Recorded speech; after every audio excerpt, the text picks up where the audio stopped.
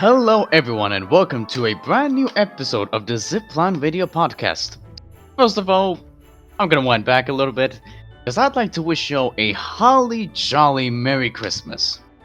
And second, although first by importance, I'd like to welcome our greatest guest, one of the former commanders in the Help Force, now considered a legend in the community, mostly known as the greatest. Again, gotta put emphasis on that. Please, everyone, welcome Elp. Oh, Hello. Hey, man. Glad to see an avid fan on the show. How you doing?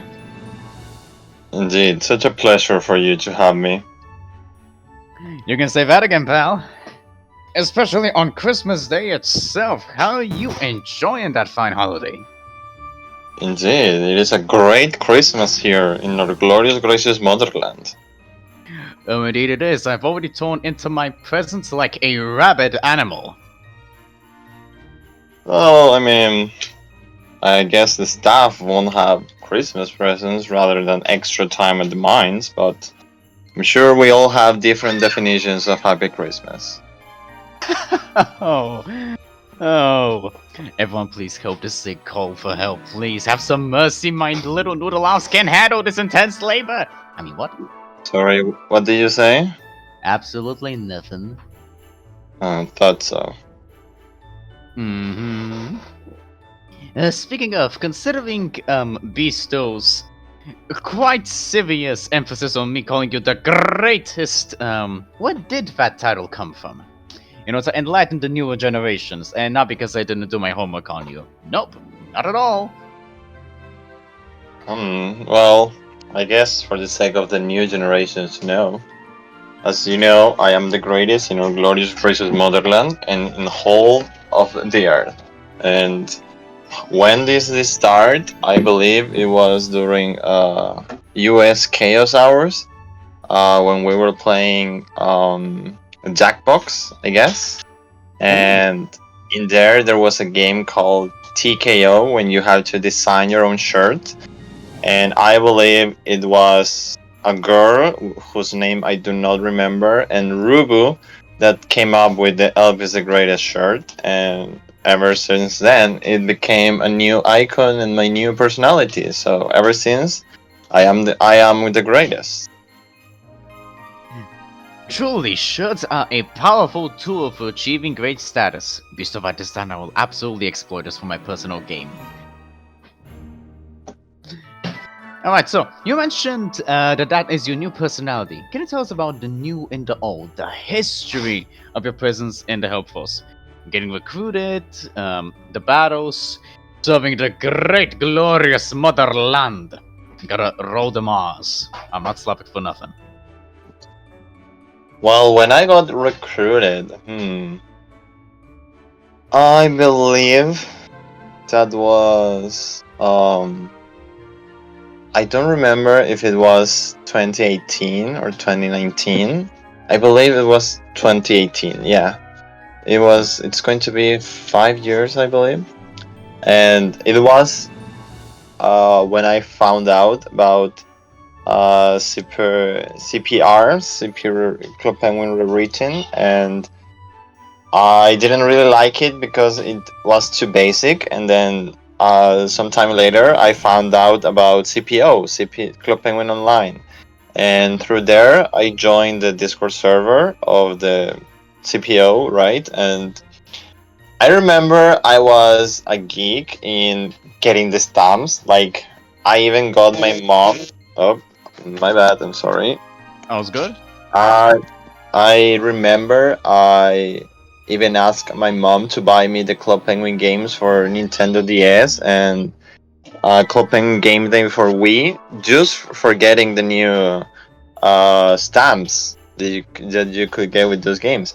And through there, I just wanted to revive my childhood, getting the stamps. And the stamps that I wanted to get, I remember so perfectly, this was the iceberg one. getting 30 penguins to tip the iceberg. So I started spamming in the CPO general chat. Can someone please help me? I need help with the stamps. Can someone please? Like a good noob in everywhere. And that's when I got the fateful DM from a single person that I did not know would change the rest of my life. I got the DM from the one and only Ian. And I believe I have the screenshot of how he recruited me somewhere. Actual evidence? Actually, yeah, indeed. Historical evidence about the this is going to greatest the and museum. faithful. And after that, I joined the Hell Force because he asked me, "Hey, I heard you want to earn stamps. Do you need help?" And I'm like, "Yes, please help." And he sent me the Hell Force server, and I joined, and no one helped me.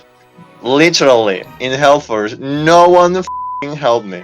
Oh, sorry. I don't know if I can swear in here, but if not, then just bleep it.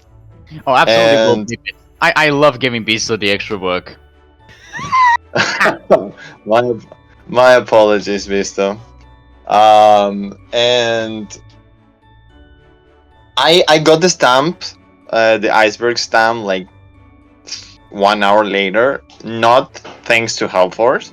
And I remember the next day, I was looking through the server in Hellforce, and they did the stamp segment, and they got the iceberg stamp like nothing, and I got so mad. I ignored the server. I didn't leave the server, but I completely ignored it. And this was late, almost at the end of October, but it wasn't until December that I would actually become active in the server. It was again through a stamp segment. It was hosted by a moderator back in the day called Best Penguin, and thanks to him, I actually got active in the Helfer server. And from then, I just I became part of the community. Community really proves to be the biggest, or at least the most prominent driving force, like a consistent participant in why people stay. This sense of community is what really keeps people in, I've noticed, over the many interviews we've had so far. Oh, yeah, it's true. For me, it was the activities because again, I like to earn stamps, and back then, the main purpose of Hellforce was to earn stamps with people, and so that I guess that's what got me active. I guess, yeah. And then, of course, my love of chaos and loss of power and so on, but that's small details. You know, if I may dare assume, are you the type of person who likes the 100% games? Oh, yeah, definitely. Bloody called it! I called it! Bloody called it! My job's done. Alright. Next question. On a scale of 1 to 10, how big is your ego now that you are regarded as a legend and a pillar to what the community is now known to be? Well, actually, I don't really consider myself a legend. It's true, I did a lot of things back in the day, and when I actually got the legend status in Hellforce, I was like, "Oh, sorry, but why are you giving me this?" Like, even I didn't consider myself a legend, but well, my ego has always been high, even without the legend status. But ever since, I'm the greatest after all. He is the greatest! Yes, and you're totally not being forced to say that, am I right? Certainly, there are no firearms currently close to my head, off screen. You are saying that out of your free will, am I right? Absolutely, I have free will. I am not a computer program synthesized for this one specific instance. No. Agree. Great. Speaking of, okay, first of all, what is the chaotic US time zone? And second, why? If I may. Well, As you know, when I am from the America continent, not from the States. I Mm-hmm. hate the Fahrenheiters. I think they are pointless people that just like to go against the wind because they are like so special because they don't use the same international system as everyone else in the world. And so I qualified as a U.S. Staff member. So the time zone that I was most active in was during the U.S. time zone, and because my other leaders, who were Ian and Spotty, most primarily, were back in the Triads. They were from the Asia and the UK time zone, so I was alone in my time zone until Ian woke up. And so, since I had no supervision, of course, I abused my powers and just caused mass chaos because I just love to ping and annoy people and abuse of my powers without any real consequences because, you know, I also was a leader, so they couldn't do much. Power. Until, and which I still do today sometimes. Sweet. And chaotic, the chaos comes also part of my my my signature, because I love chaos. I think chaos is a beautiful way to express oneself, because it doesn't follow a natural order. Mm-hmm. It's kind of spontaneous, and it's actually an art too, because causing chaos isn't about necessarily causing harm. It can be to have a good time, to have fun, but not necessarily harm another person, which I always did. And of course, some people sometimes got annoyed, but then I just muted them, and just carry on with the chaos. And well, and ever since, it just stood like that. U.S. Chaos Hours. Brother, preach and say it louder for the people in the back. Finally, a fellow appreciator of chaos. I'm loving that. Also, I'm totally gonna steal your idea. Bulgarian US, what the hell ever chaos hours. I'm making that happen. Why not? Do you have a license for that? This is when is the license needed? Well, I mean, we have the legal representation of chaos. And, it's I don't know. The trademarks and so on. And I hope you Oh, have a good lawyer to meet. mm-hmm. Can you give me their address so I can blow them up in the most chaotic way possible? Thanks. Yeah, after the podcast. Mm-hmm. Obviously. Okay, so you mentioned in a blog interview with Beasto himself, hi Beasto, that you're not returning as a leader. If it's not too much of a No, touchy no, subject, why is that? no, definitely not. I have, I have had my shares as a leader. I have returned like 2 times as a leader too after my retirement. And nowadays, I just don't have the same motivation or passion for the leadership in Hellforce. I don't have time. That does not mean I don't like Hellforce. I still love the Glorious Gracious Motherland, Mm-hmm. but my priorities nowadays are much more different than they were like 3, 4, 5 years ago when I was a much more dedicated person in Hellforce.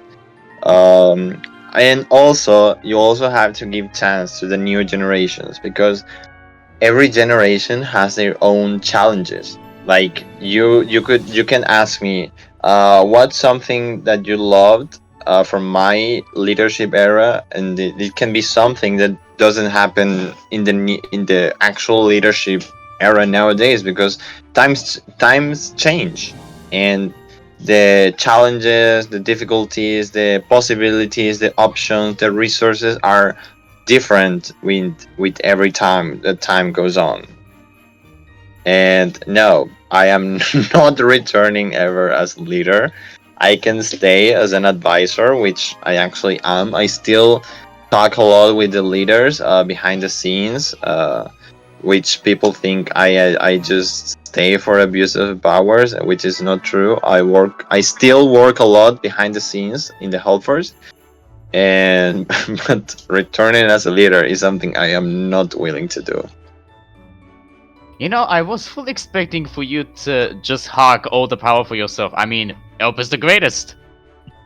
But then again, Indeed. Beasto, we cracked the code. I'm figuring out Elp's plan here. Okay, so Star Wars, Emperor Palpatine. War will break out, and this genius will opt for emergency powers. Immediately become the Emperor, since he's already pulling the strings from behind. Well, I mean, I actually can just wipe out the entire servers at the moment. I still have to. I still have a lot of power. Just that. Yeah, I just don't do it because we advisors, dynasty, and trustees are. We do have like some sort of pledge of alliance to the actual leadership that we cannot step over the actual leadership because it's their time now. So we try to advise and help in whatever way possible without interrupting or imposing our own ideals or own opinions onto them. Like I can't just demote someone as a staff which I don't like because it's not my place. It's not my staff in the end. And yeah, if I want, I can just done chaos, complete other chaos. Yeah. Elp, I like you. I don't like you, but okay. Oh, that's a shame. Although I guess that means that it's good that we didn't meet at a retirement home. Although I really was hoping to get to some mischief with you. Speaking of, how is the place? Is it better since I left? I don't see much difference. Huh, cool. So eventually when I retire, either of my own volition or forcefully, for reasons, I'll feel right at home again. Cool. I was about to say that too, Beasto. When did Sam retire? I didn't even know he retired. What? No, I did retire for a little bit when I, was just completely inactive for like a few months. Yeah, but the word retire is referred to staff people, and I never saw you as a staff member. Oh yeah, technically I'm not, but I still like to throw the term around. Adds more weight to me. Okay. Well, too bad. I'm shoehorning my lore in here. Deal with it.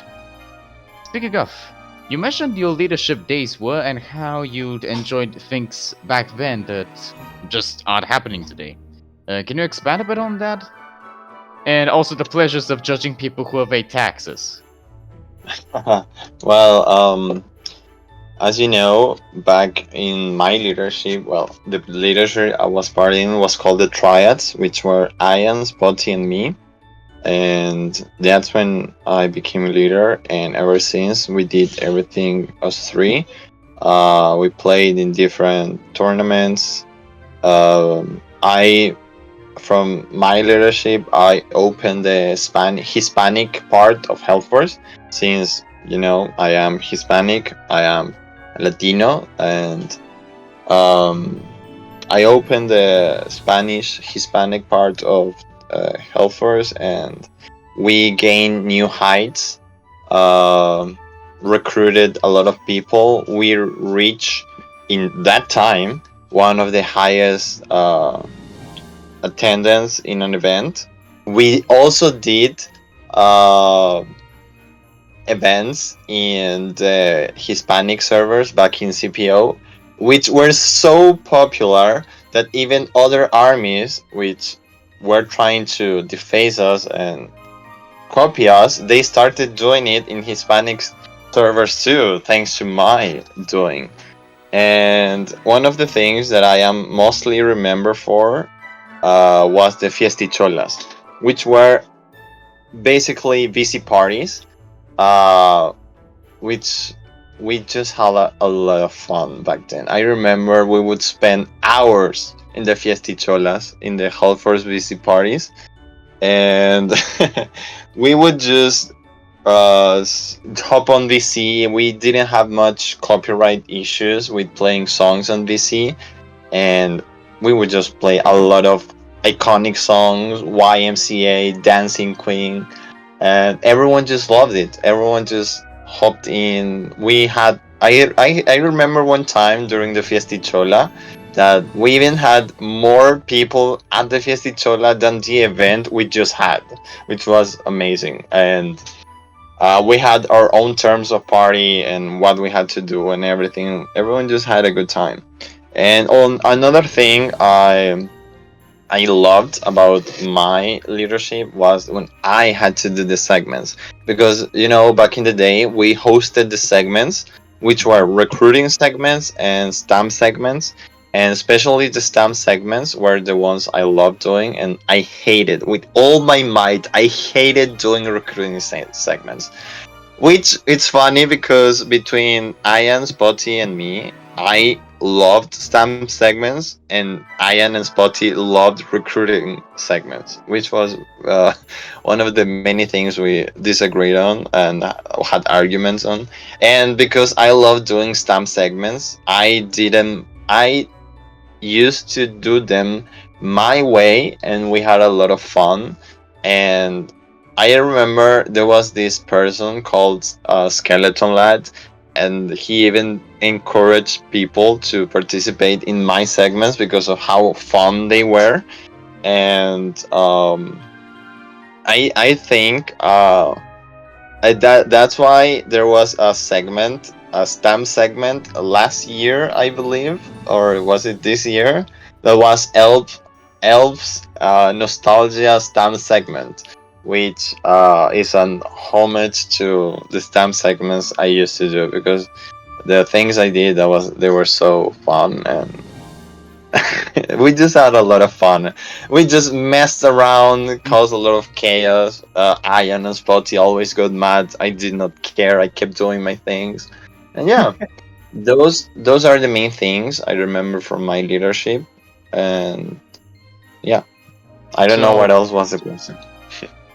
so not only were you greatly influential in the help force, but you were influential the entire climate of Club Penguin armies, because other people were copying you. Actually, that is a fun thing, because I actually did not have a lot uh, influence in the CPA community. I actually always kept a low profile in the CPA community. I just always focused more on Health Force and only Health Force. I didn't even liked being in other army servers. I just loved being in their glorious gracious motherland, and I that's why sometimes people just uh, talked more with Ayan or Spotty, and sometimes they didn't even know me, because, as you know, despite being a leader, I always kept a low profile in the CBA community.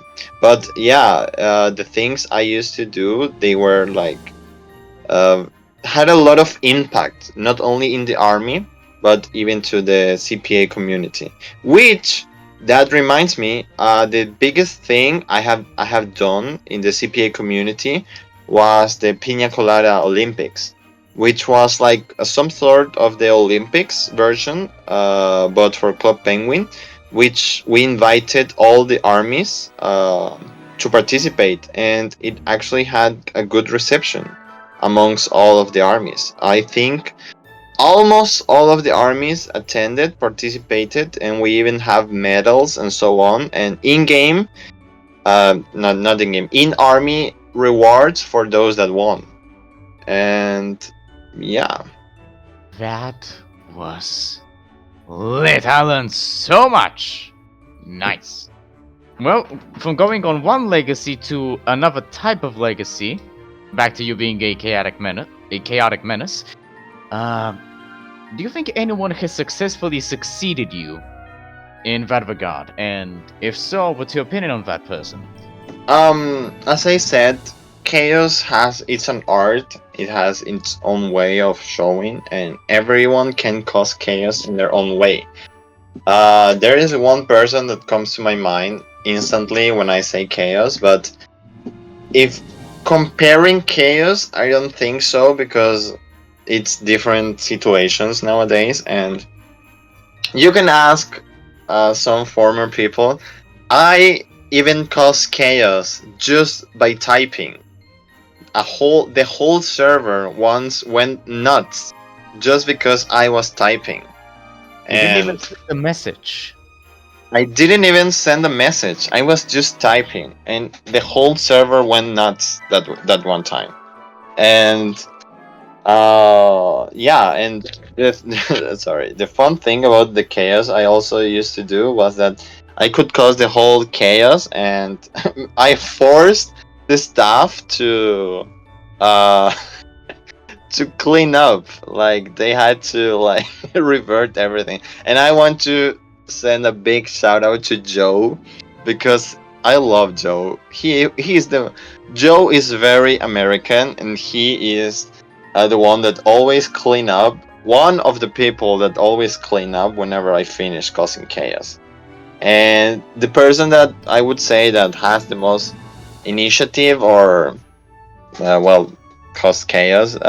And I don't want to call her my pupil, but because she does it in her own way, and she already was like this before I even met her for some reason, or saying it like that. And it's Snowy. She's the one that causes most chaos beside of me, and I don't cause a lot of chaos nowadays because I just don't have much time. I I really don't participate much in Discord anymore. More, I just come once, twice a day to like talk to the leaders, some friends, and solve some issues. So the chaos I used to do were way different back in the day.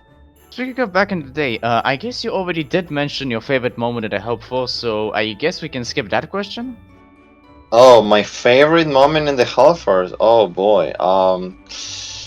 Damn, Oh, there were so many moments that I loved, but I would have to say in chaos like event situation was the fiesticholas.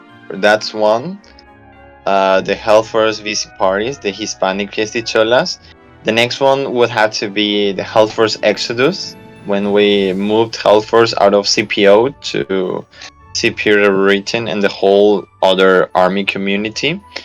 There's also oh boy, I am so going to regret saying this, but I would have to say it's my wedding with Ayan, because that was a crazy day. I gotta admit, that was a crazy day. And oh, and of course, creating Juanita Day. That's one of the biggest legacies I also helped make, because I did not create Juanita Day. It was mentioned by someone else, and I just took it and made chaos out of it, and it became a Hellforce holiday ever since. Beasto, my man, I will furiously, mercilessly ask you about that goddamn wedding, because that is some law I'm gonna delve into offset. Oh boy. Anyway, so apparently there was an event known as Overtime Day, and it became a rock paper scissors competition among the staff. How did that happen? Well, as you know, some of the chaos I love to do was bullying the staff, because they couldn't do anything about it. It's not the same bullying the members or the troops than bullying the staff. And something I love to do was to demote the staff and cause chaos, and they were merciless. They were they couldn't do anything about it. So one day during a tournament, we were playing against the Ice Warriors. I don't know. I don't remember which tournament it was, but we were playing against the Ice Warriors, and we actually had the lead, but the judges said it was a tie, so we had to go overtime in a fourth room, and during that fourth room we lost. It was March Madness. Yes, thank you, Vista. And we lost in overtime, and we were like, "What the is going on?" and we were like making fun of overtime. Like, how come overtime? Like overtime, like, we went crazy overtime, Mm-hmm. and we just made it a meme, mocking both the Ice Warriors and the judges for such a uh, bias judgment or ruling of the event. And ever since, we took the overtime day to commemorate or the injustice we lived, and I said, hey, how can we make overtime more fun? And that's when it came to me, let's do a rock paper scissors demotion tournament, because why not, and I forced the staff members to play. And since the joke of overtime day was I mean, of the rock paper scissors the motion, was that every time it was going to be played there was a twist. And sometimes the twists were that junior staff could participate, the loser actually had a second time, and or so on. So we, in rock paper scissors the motion, you start from the generals, the lowest staff ranks, and they had to fight, like play rock paper scissors in front of everyone, and the winner keeps their role and the loser gets demoted. And that's why it's called rock paper scissors demotion. And then when there is only one general left, they go against the marshals, and then the admirals, and then the second in command, until you get to leader. And the fun thing is that a marshal can finish the general, and it's a totally unfair game actually, because the higher rank you are, the more chances you have of winning actually. And I remember my favorite, all-time favorite rock paper scissors demotion was when Mandal was the Indian menace, and he got stopped by, I believe it was Morty, and Morty managed to defeat him, and the Indian menace came to an end. It was so fun.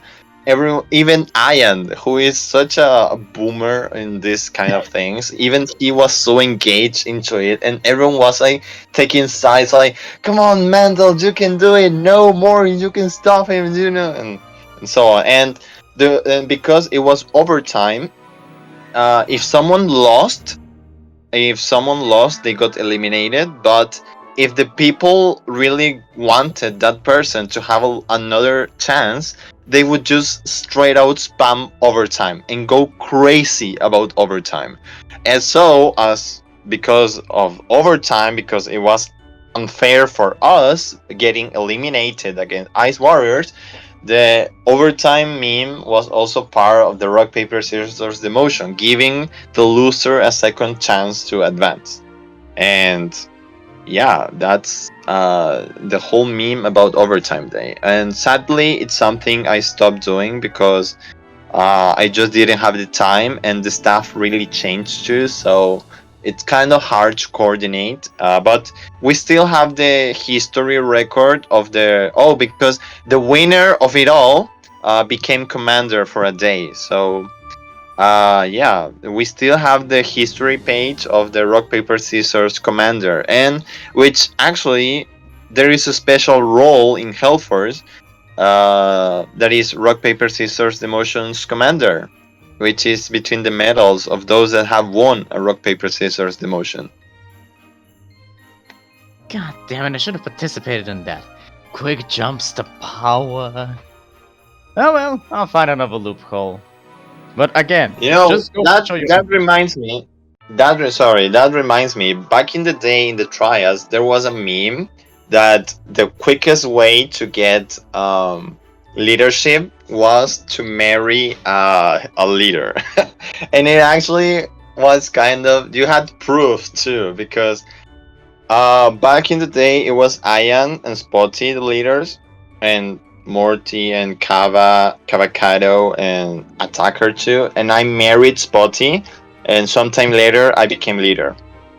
And then I believe someone else married Spotty and they became leader.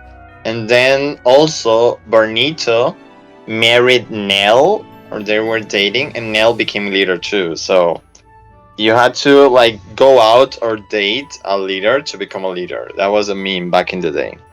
I'm not saying it works nowadays, so I would not. I do not really endorse dating a lot anymore. But if you have the chance to become a leader in Hellforce, Thought just about taking marry notes? a high rank. Taking notes, taking notes, taking notes. Notes have been taken. Alright, thanks. That is a lot of great info. Speaking of, any notes your past comrades should be taken? Some things you'd like to say to them now that you have this delightful platform we provide to you.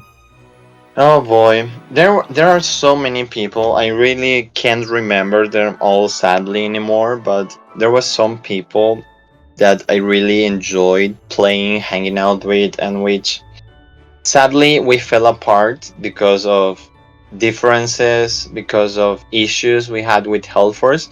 Because for me, the army always had to come first.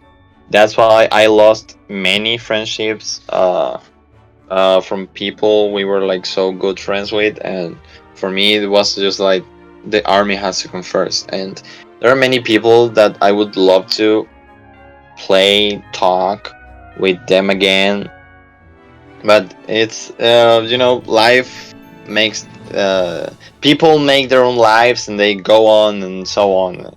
But something that I would love to say them is that if you are out of the CPA community, don't come back. If you are in the CPA community and you love it, go ahead. Do what makes you happy. But yeah, that's pretty much it. I really enjoyed the times that we spent making fun of people, playing games, making silly events or activities and so on. And yeah, I just fell apart with many people, and I really don't have the interest of talking much in Discord anymore. So yeah. I can get that. Also, glad that you made this exception to come and have this pleasant chat with us. It's been delightful so far. So, you've been giving advice to commanders, and that is, very nice. It's great to have a fellow from different perspectives, but is there something you'd like to advise people who would like to eventually become commanders? Well, this is a question I really got asked a lot because um, the leadership of the army is not something it's not a democracy. It is actually chosen by the Hellforce High Council, which is a very secret organization that not a lot of people know about. With this podcast, I am willing to share that info. I am not going to say who are the members of it, but you can make an idea of it. And they are the ones that choose who can be the next, or who have leadership potential. And we work close along the actual leaderships because, as you know, Hellforce history is a very bit shaky when it comes to leadership retirements.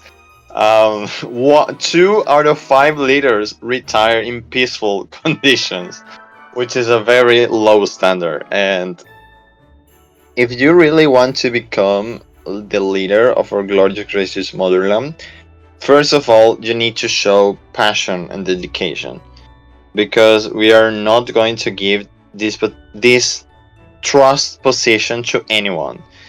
You have to understand how CPA communities work. You have to understand how the community works. You have to understand how the ranking system works too, and how you can also share your own ideas or improvements. And you have to also know how to share criticism and accept criticism too, because many people, we used to tell them, hey, you're doing this wrong, or maybe you can do this the other way, or you shouldn't say this or that, and they got mad at us, and that was not professional at all. So General um, strength of character.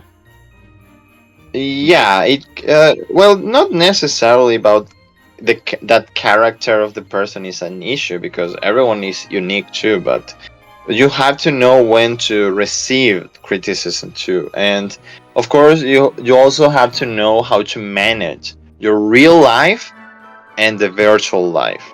And that is one of the things I tell all the staff, that you have to know how to balance your real life and your virtual life, because we love Helfors. It's a great community. We hang out, we have fun, but in the end, what also matters most is what you're going to do with your future. And I am pretty sure that from 10 years on, Helfors is not going to be your future. It's your momentarily present. But if you want to become a leadership, part of the leadership, you have to know many things about Helfors, how the system works, how you can help improve the community, and how you can also be part of it. Because we had the issue that many leaders became leaders because they had all the qualifications, but they didn't know how to work or how to be part of the community. Like they were leaders, but they just work with the events, with the staff, and nothing else. And that's something we also try to change. Well, that's good. Now we got some better perspective on the inner workings of stuff. What do you think of the Help Force's current position? Is it good? Is it bad? Where do we go from here? Well, as I said, every generation, every time, and they have their own challenges. They have their own difficulties, their own resources, their own advantage too. Because there are many people and dynasty too from the Hellforce that they say, no, Hellforce is shit right now. And back in the day, Hellforce was so great, and we had 70 plus in the attendance, and now they can barely reach 20 or so. And it's true, but the thing is, back then we had other conditions. Back then, the community was different. We had the chance, we had the opportunities, we had the resources, and nowadays the resources are way different. So I can't really say that Hellforce is bad, because I don't think it's bad. Despite all of the challenges, the leaders, the staff members have done an outstanding performance and activities to keep Hellforce going, which is something I really admire from the actual staff team. Because I talk with some of them, and I know sometimes their real life struggles too, and despite that, they still are moving on with Hellforce, and that's something I really like. So comparing Hellforce 5 years ago, 3 years ago to now is something I do not like to do, because every generation has their own challenges, but I do think Hellforce is good right now. It improve. Yes, it can, because there is always room for improvement. But I do not think Hellforce is bad right now. Of course, if it all goes south, the Hellforce High Council will just close the army. So we hope we don't get to that, but I really do hope it gets to that sometime. But it won't be anytime soon, I believe. Well, I do. Surprisingly positive message. That is very nice. So, how have you been enjoying your time on the podcast itself? I believe it's a complete waste of my time because I have more great important things to do, but I like to memorize my past too, so it is an honor for you to have me. I wholeheartedly agree. It is an honor for me indeed. Alright, so we're talking about us lowly podcaster havers. We've spoken about the commanders team beam, the history, but what of the average Joe within the Help Force? Do you have any message you'd like to give to them? The usual helpers. Oh, of course, remember, rule number 1, Elp is the greatest. Every time, anytime. We even had Queen Elizabeth, back when she was alive, to make a statement about me, and she even agreed. Elp is the greatest. Always was, always will be. Which I thank Scorpion Demon for pulling the strings to get that done. And there you have it, folks. The big scoop. Alright, well, Elp, thank you for being a great guest. Elp is the greatest. And thank you for watching this amazing episode. Don't forget, gotta really nail this down for you. Elp is the greatest. And don't evade your taxes while he's watching. Wink, wink, nudge, nudge. Alright, see ya, and happy, merry, jolly Christmas, everyone. I'll be seeing you next time.